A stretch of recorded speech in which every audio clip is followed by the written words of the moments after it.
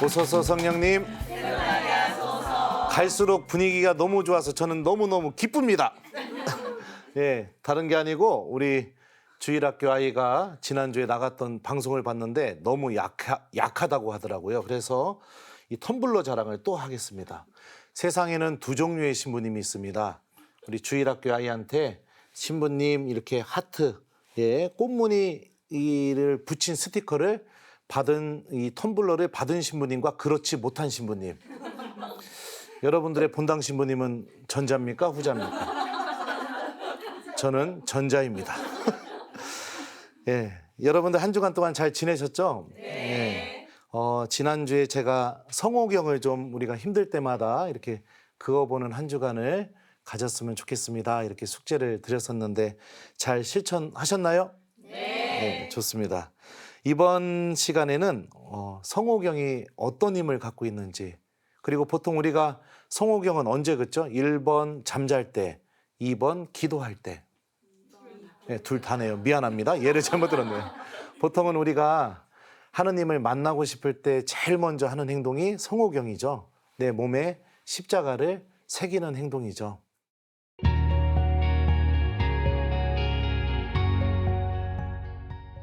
네, 성호경이 갖고 있는 힘, 그리고 성호경을 통해서 시작되는 기도가 가지고 있는 힘, 이 이야기가 이번 시간 여러분들과 함께 나누고 싶은 이야기입니다. 저는 제 동창 신부님들과는 좀 다른 삶을 좀 살았었어요. 신학생 때. 서품 받기 전에 만났던 본당 신부님이 저에게 아르바이트를 좀 했으면 좋겠다. 본당에 돈이 없으니 신학생도 좀 나가서 돈을 좀 벌어와라. 그렇게 말씀을 하셔가지고 신부님이 되기 전까지 4년 동안 방학 때마다 아르바이트를 하게 됐었습니다. 뭐 별의별 아르바이트 많이 했었죠. 저 철가방 들고 배달도 해보고 보도블록도 깔러 다녀보기도 하고, 그 보도블록 깔 때 죽을 뻔했어요. 너무 힘들어서. 예. 그러기도 하고 뭐 운전도 해보고. 그런데 그 아르바이트 했던 기억 중에 아주 인상적인 경험을 하나를 하게 되었는데, 이번 시간 여러분들과 그 이야기를 좀 나누고 싶어요. 제가 출신 본당 지역에 있었던 그 시장에서 아르바이트를 한번 한 적이 있었습니다. 야채전에서 야채를 이렇게 대량으로 이렇게 띄어서, 이거 충청도 말로는 띠단데 이게 표준어는 뭔지 모르겠네요. 대량으로 이렇게 구입해서, 미안합니다. 그래서 이렇게 소매상들에게 파는 그런 사업을 아주 크게 하시는 사장님이셨어요. 거기에서 이렇게 취직해서 일을 하게 되었는데, 첫날 출근을 했는데 아마 4시 반 정도 되었던 것 같습니다. 4시 반에 출근해서 새벽에 그 야채가 그 대량으로 들어오는 거를 다 이렇게 받아서 저온 창고에 정리를 하고, 그리고 나면 오전 한 9시쯤이 돼요. 그러면 이제 그 9시쯤에 사장님하고 이제 밥을 먹으러 갔습니다. 그리고 나서 밥을 먹고 난 뒤에 오후에는 이제 소매상들에게 그 야채를 갖다 주고 배달하고 이런 일이었어요. 처음에 일을 시작하는데요. 그 물건을 막 대량으로 내리고, 그리고 나서 사장님하고 아침을 먹으러 갔는데, 저는 당연히 그때 신학생이었으니까 밥 먹기 전에 식사전 기도를 했을 거 아니에요. 이렇게 성호경을 그으면서. 그래서 이렇게 기도를 하고 밥을 딱 뜨려고 하니까 사장님이 저한테 그러시는 겁니다. 성당 다녀? 그래갖고 예. 그랬더니 성당을 왜 다녀? 아니 성당을 왜 다니다니요? 그냥 가고 싶으니까 가죠. 그랬더니 아 그래요? 그러더니 저한테 이러시는 거예요. 그 성당 가지 말고 교회 다녀. 그래갖고 아 교회 안 다녀요. 그랬더니 거기 성당 마리아 믿는 데라며. 그랬고 마리아 믿는 데 아니에요. 하느님 믿어요. 그랬더니 그래요? 이러고서 이제 첫날 이렇게 사장님하고 대화가 끝이 났어요. 그리고 나서 둘째 날 또 출근을 해서 그렇게 일을 하고, 그리고 나서 이제 사장님하고 아침을 먹는데, 제가 그 전날 봤을 때 사장님 분명히 기도 안 하고 밥 드셨거든요. 근데 제가 성호경을 보니까 사장님이 손을 이렇게 하시더니 아멘! 딱 이렇게 하시는 거예요. 그래갖고 이제 저도 그러면 이제 그 다음 날부터 이제 또 밥 먹기 전에 성부와 성자와 성령의 이름으로 아멘. 그러니까 사장님은 더 크게 아멘! 또 이렇게 하시고. 그래서 나중에 며칠 지나고 나서 알게 되었는데 사장님이 개신교 집사님이셨답니다. 그래서 이제 사장님은 그때 당시만 해도 제가 신학생인 거 몰랐었고요. 그러더니 이제 제가 계속 이렇게 성호경을 긋고 기도하고 밥 먹고 이렇게 일을 하고 그러니까 일을 점점 힘든 일을 주시는 거예요. 그래서 힘든 일 주실 때도 저는 그냥 묵묵히 그 일을 다 했거든요. 그러다가 일을 한 달 정도 하고 난 뒤에 이 시장에서 일을 하다 보니까 시장 골목을 지나다니면서 교우들을 만날 거 아니에요. 그러면 이제 교우들이 저를 보면서 아유, 우리 학사님 불쌍해서 어떡하냐고, 맨날 이렇게 돈 벌으냐고, 일해서 어떡하냐고. 그러면은 아, 괜찮아요 뭐 이러면서 이제 인사하고 다니고 막 그랬었거든요. 그랬는데 사장님이 그 학사님이라는 소리를 계속 듣게 되니까 그게 도대체 무슨 뜻인가 너무 궁금하셨었나 봐요. 근데 저한테는 물어보진 않으시고 당신이 어디 가서 조사를 해가지고 오시더니 이제 어느 날 밥을 먹는데 저한테 그 얘기를 하시더라고요. 신부님 되실 분이시라면서 그랬고 예? 그랬더니 아이 그 뭐 학사님인가 뭐식인가 그게 신부님 되실 분들한테 하는 그 부르는 거라며 그랬고 예 그랬더니 아 신부님 되실 분이시오? 그랬고 예 사장님 저 천주교 신학생입니다 그랬더니 아 그래요? 어쩐지 딱 이러시더라고요. 그러더니 그 다음 날부터 사장님의 박해가 시작이 된 거예요.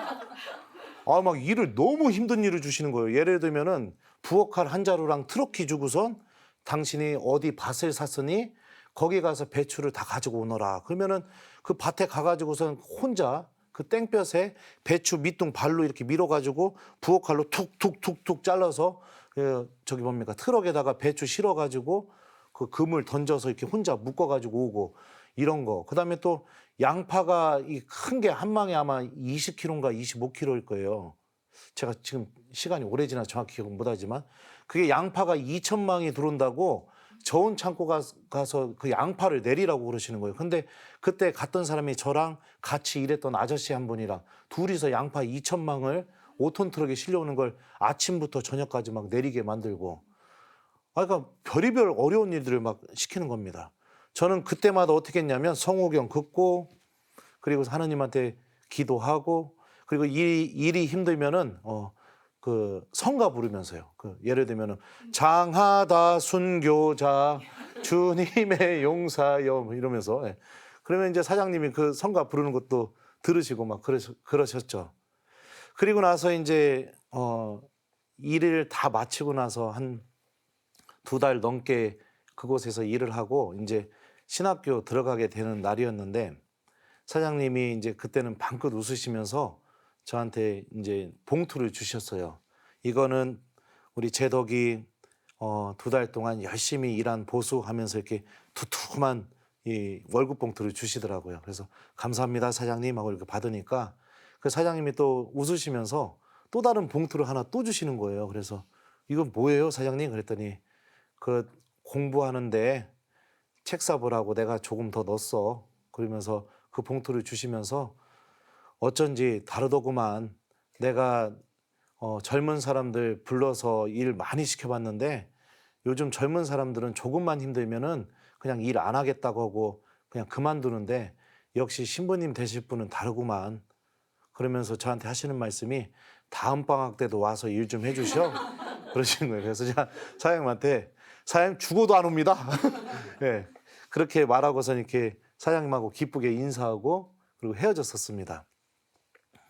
그랬는데 그리고 나서 한 2년인가 3년 정도 지나고 나서 저는 이제 사제가 됐었죠. 근데 사제 서품식 때 아주 놀랄 일이 벌어졌어요. 그 개신교 집사님이셨던 사장님이 서품식장에 오신 겁니다. 네, 그리고 다음 날 제가 천미사 할 때도 그 개신교 집사님이 제 천미사에 오셨어요. 오셔가지고서 미사 다 같이 드리시고 그리고 제가 안수해 줄 때 안수도 받고 그러고 이렇게 사장님이 집에 가셨거든요. 저한테 그런 얘기를 하시더라고요. 제가 다녀가고 나서 천주교에 대해서 너무 궁금해지기 시작했다고. 그래서 한번 가보고 싶은 마음은 있었는데 근데 신부님이 이제 신부님 되신다는 소식을 듣고 용기 내서 한번 오게 되었다고.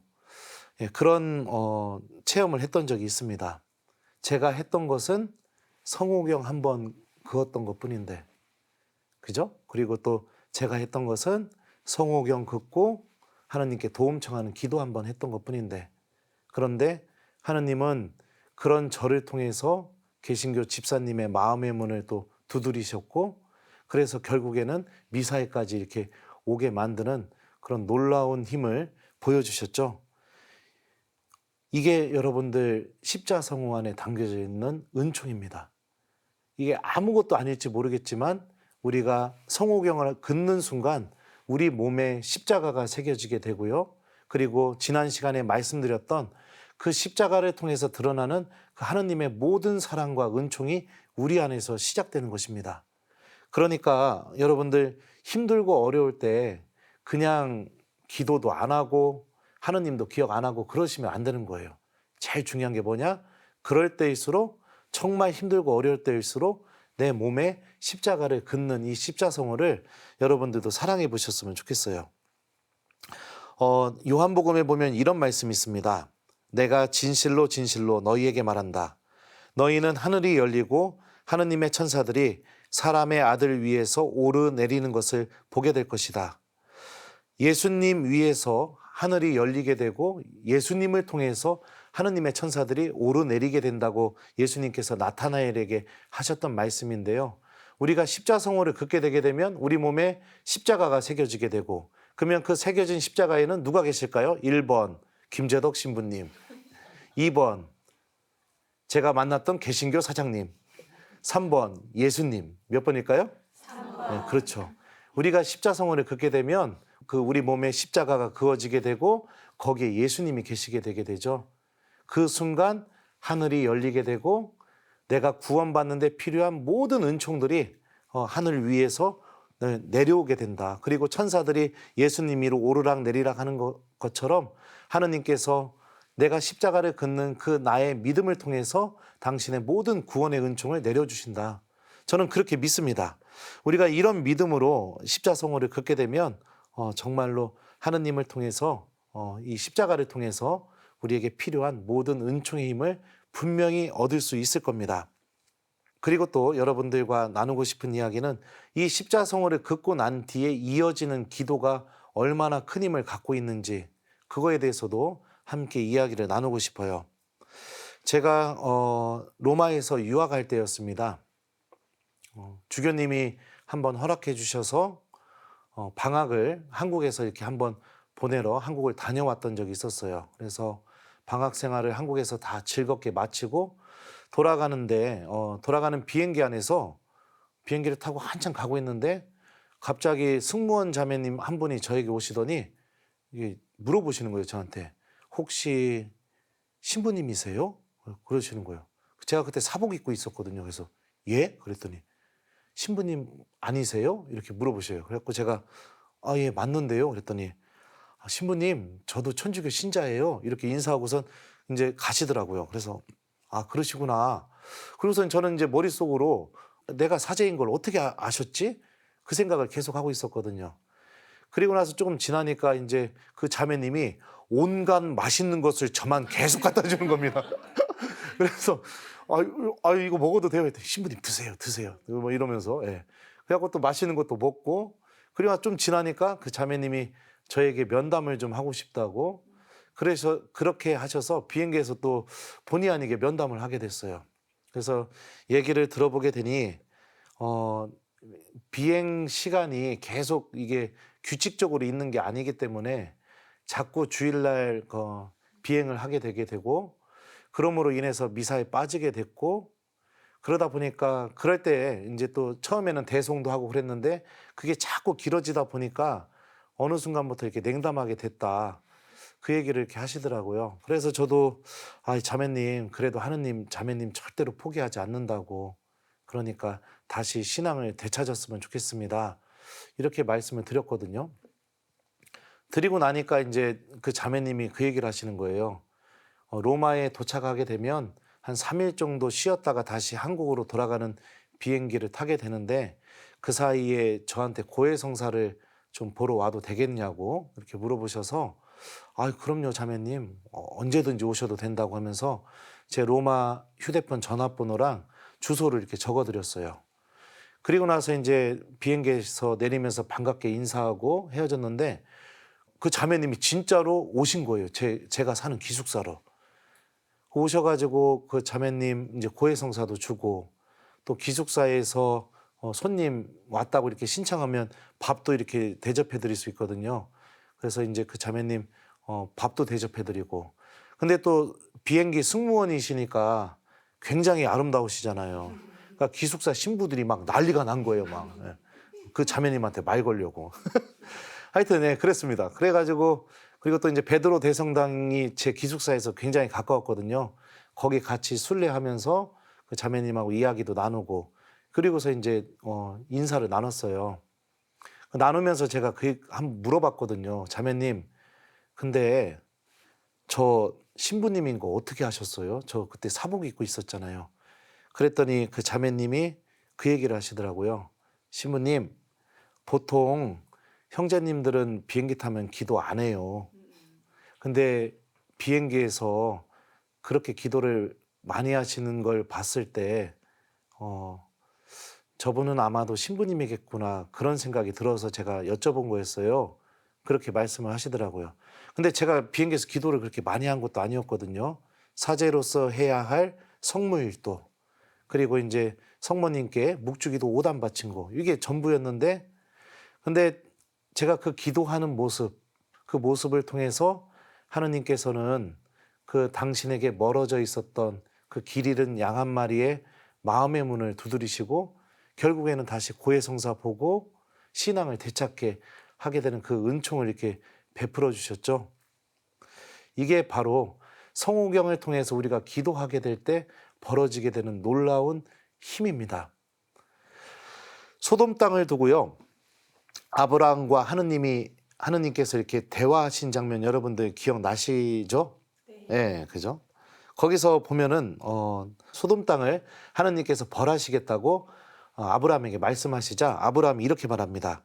진정 의인을 죄인과 함께 쓸어 버리시렵니까? 혹시 그 성읍 안에 의인 10명이 있다면 그래도 쓸어 버리시렵니까? 그 안에 있는 의인 10명 때문이라도 그곳을 용서하지 않으시렵니까? 의인을 죄인과 함께 죽이시어 의인이나 죄인이나 똑같이 되게 하시는 것, 그런 일은 당신께 어울리지 않습니다. 그런 일은 당신께 어울리지 않습니다. 온 세상의 심판자께서는 공정을 실천하셔야 하지 않겠습니까? 그러자 주님께서 대답하셨다.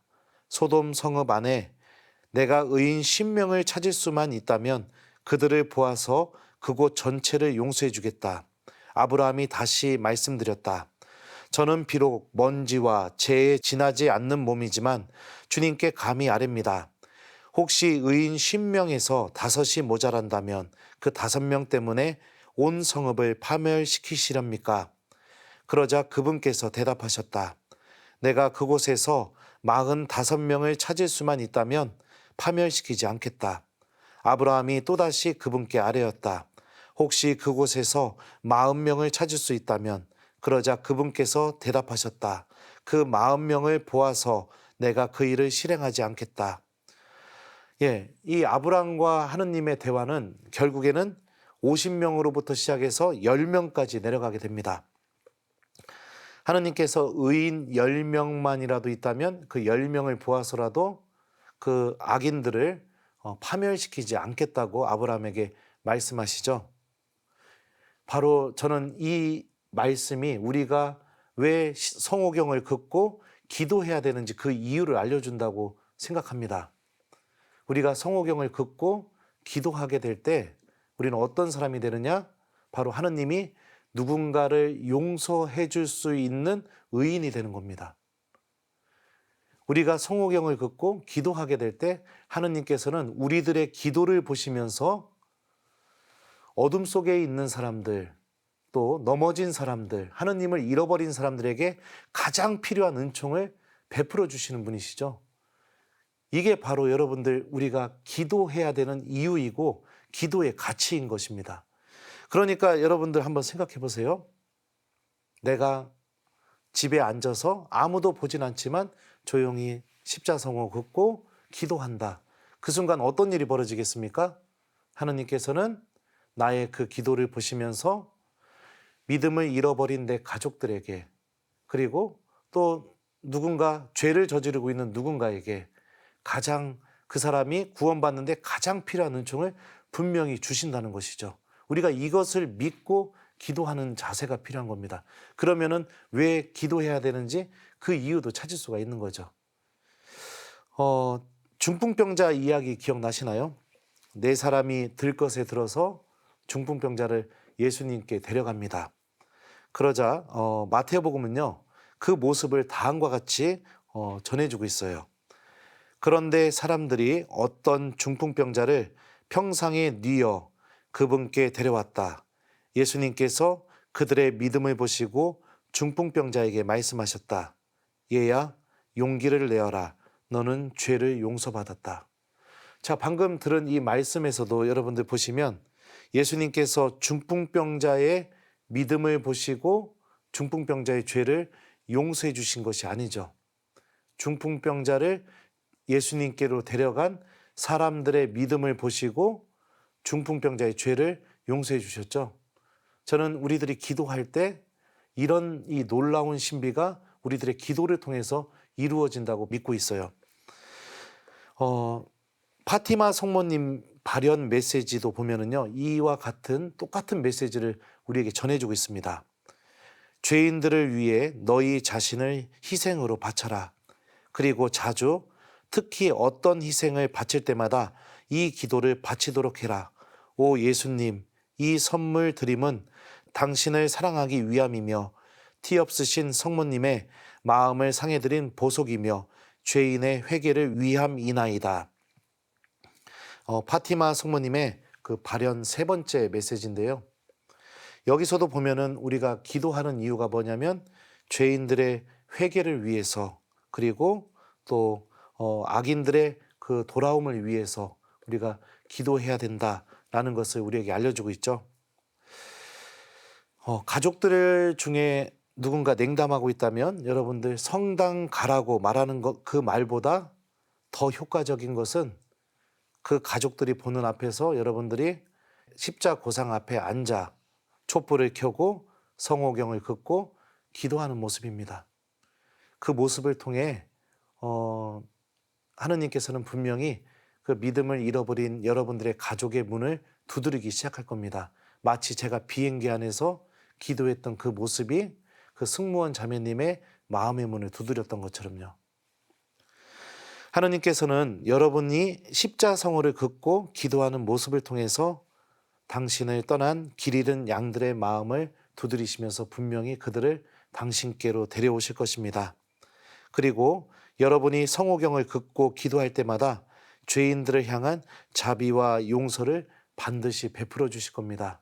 그러니 나만 혼자 성당 다니고 있다고, 그리고 아무리 이야기해도 성당 안 간다고 여러분들 그런 현실에 좀 지치지 마시고 하느님의 방법을 좀 선택해 봤으면 좋겠습니다. 내 몸에 십자가를 새기고, 십자가를 새기는 순간 내 몸에 예수님이 여기에 현존하고 계시고, 그리고 예수님이 현존하시는 그 순간 하늘 문이 열리고 천사들이 오르락 내리락 하면서 나에게 필요한 모든 구원이 주어지게 되고, 그런 내 모습을 통해서 하느님께서는 믿음을 잃어버린 이들의 마음의 문을 두드리시고, 그러면서 그런 나의 모습을 보고 하느님께서는 죄인들에게 필요한 모든 자비와 은총을 나누어 주시고, 이게 여러분들 십자성호를 통해서 기도하게 될 때 우리들에게 일어나게 되는 영적인, 그리고 또 아주 신비로운 하느님의 은총입니다. 우리 이 신비를 좀 믿으면서 이번 한 주 동안에는 지난주에 십자성호 좀 열심히 글하고 있는데 가정 안에서 여러분들이 먼저 좀 기도하는 모습을 좀 보여주는 한 주간을 보내봤으면 좋겠어요. 숙제 드리는 거예요. 그래서 숙제는 제일 좋은 것은 가족들과 함께 기도하기. 신부님, 저는 망했네요. 저희 가족은 저밖에 안 믿어요. 그러면 여러분들 그 믿지 않는 가족들이 있을 때 그 가족들 앞에서 조용히 여러분들이 성호경 긋고 기도하는 모습을 가족들에게 보여주기. 요거를 좀 일주일 동안 숙제로 드리도록 하겠습니다. 기억했으면 좋겠어요. 우리가 성호경 긋게 될 때 십자가가 새겨지고 예수님이 우리 안에 계시게 된다는 이 사실을요. 이거 믿으면서 우리 일주일 동안 성호경 긋고 열심히 기도하는 한 주간, 그리고 이 예수님의 십자가를 긋는 성호경을 부끄럽게 여기지 않는 한 주간 이렇게 보내셨으면 좋겠습니다. 자, 그러면은 또 아쉽네요. 여러분들하고 헤어지려고 하니까. 네.